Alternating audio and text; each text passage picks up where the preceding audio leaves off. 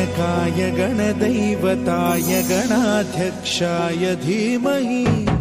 गुणशरीराय गुणमण्डिताय गुणेशानाय धीमहि गुणातीताय गुणाधीशाय गुणप्रविष्टाय धीमहि एकदन्ताय वक्रतुण्डाय गौरीतनयाय धीमहि गजेशानाय भालचन्द्राय श्रीगणेशाय धीमहि एकदन्ताय वक्रतुण्डाय गौरीतनयाय धीमहि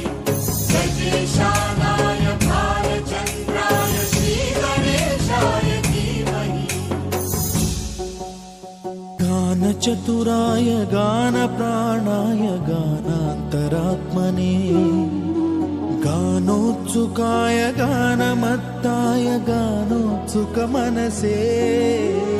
गुरुपूजिताय गुरुदैवताय गुरुकुलस्थायिने गुरुविक्रमाय गुह्यप्रवराय गुरवे गुणगुरवे गुरुदैत्यकलक्षेत्रे गुरुधर्मसदाराध्याय गुरुपुत्र परित्रात्रे गुरुपाखण्डखण्डकाय गीतसाराय गीततत्त्वाय गीतगोत्राय धीमहि गूढगुल्फाय गन्धमत्ताय गोजयप्रदाय धीमहि गुणातीताय गुणाधीशाय गुणप्रविष्टाय धीमहि